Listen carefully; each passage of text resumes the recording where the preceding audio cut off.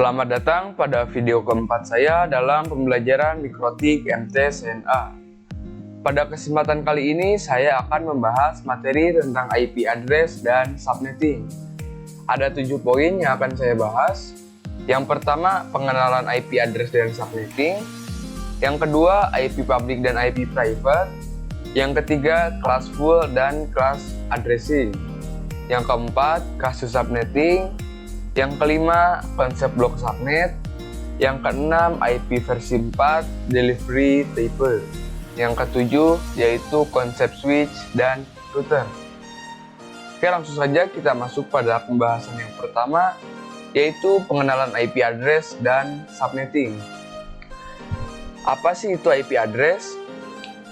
Ketika suatu perangkat ingin terhubung ke perangkat lainnya, baik itu menggunakan wired maupun wireless, tentu saja memerlukan identitas nama pada setiap perangkatnya.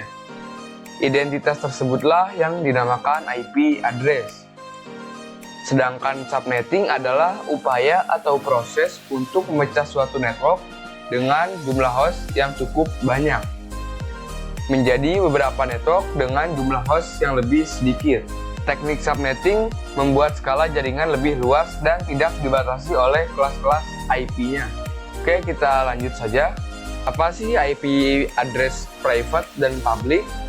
Jadi singkatnya, IP public merupakan IP yang digunakan di internet dan bisa diakses dari mana saja. Jadi misalkan kalian mengakses facebook.com, youtube.com, dan lain sebagainya, maka secara tidak sadar kalian mengakses IP public masing-masing yang dimiliki oleh mereka.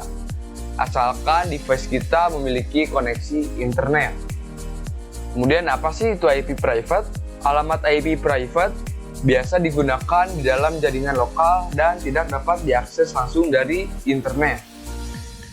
Ini adalah bagian penting dari konsep yang dikenal sebagai Network Address Translation atau NAT, yang memungkinkan beberapa perangkat dalam jaringan lokal menggunakan satu alamat IP public tunggal untuk berkomunikasi dengan internet.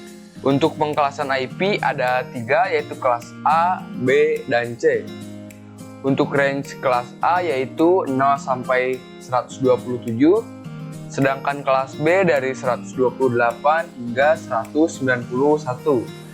Sedangkan untuk kelas C yaitu 192 hingga 223. Jadi untuk kelas A subnet masknya yaitu 255.0.0.0, sedangkan kelas B yaitu 255.255.0.0, sedangkan kelas C 255.255.255.0. Di sini ada yang namanya CIDR atau yang disebut juga dengan prefix. Untuk kelas A prefixnya itu /8, untuk B prefixnya itu /16, dan kelas C yaitu prefixnya /24. Di sini ada contoh IP-nya. 10 ini merupakan kelas A karena berada di antara range 0 hingga 127.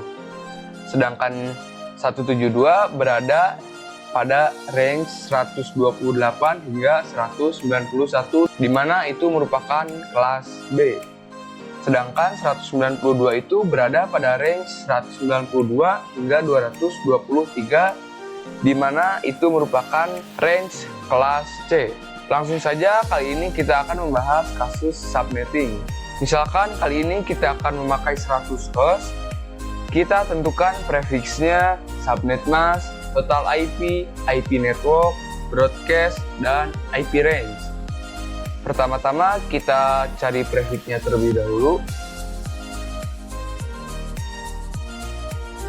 Cara mencari prefixnya yaitu cari perpangkatan 2 yang melebihi dikit dari host yang diminta, yaitu 2⁻7, yaitu 128. Jadi rumusnya yaitu 32 dikurangi 7. 7 itu terdapat dari 2⁻7. Kita ambil 7-nya. Jadi 32 dikurangi 7 sama dengan 25. Jadi prefixnya yaitu /25.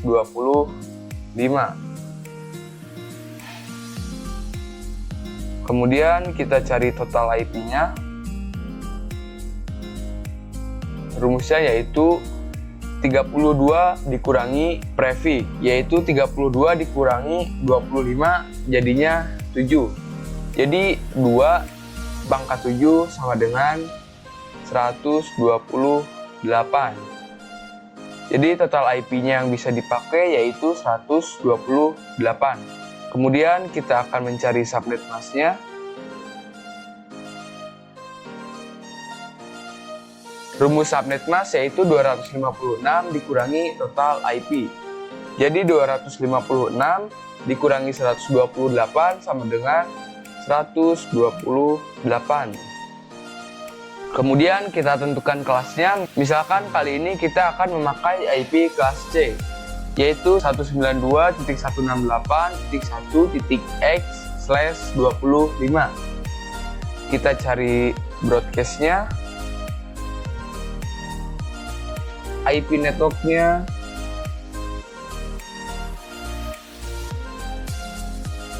dan IP range-nya. Untuk IP network-nya yaitu 0, jadi 192.168.1.0. Oke, langsung kita masukkan terlebih dahulu. Untuk prefix-nya yaitu /25. Untuk subnet mask-nya yaitu 128. Jadi 255.255.255.128. Untuk total IP-nya yaitu 128. Kemudian untuk IP network-nya yaitu 0.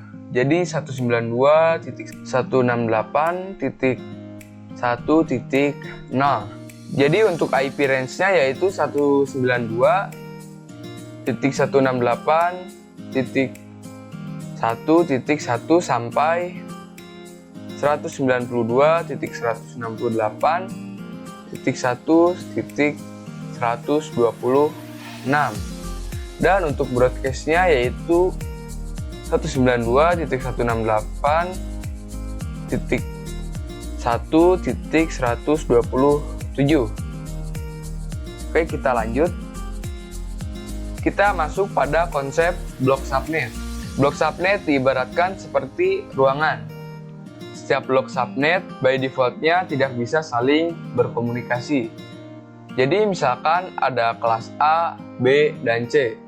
Jadi masing-masing kelas tersebut memiliki subnet yang berbeda-beda sehingga tidak dapat berkomunikasi. Agar dapat berkomunikasi, suatu ruangan perlu dikonfigurasi menjadi blok subnet yang sama. Kita masuk pada konsep switch dan router. Konsep switch yaitu mengkoneksikan perangkat yang satu network, sedangkan router yaitu mengkoneksikan perangkat yang berbeda network. Mungkin cukup sekian pembahasan video kali ini. Mohon maaf bila ada yang kurang dimengerti. Sampai jumpa pada video selanjutnya.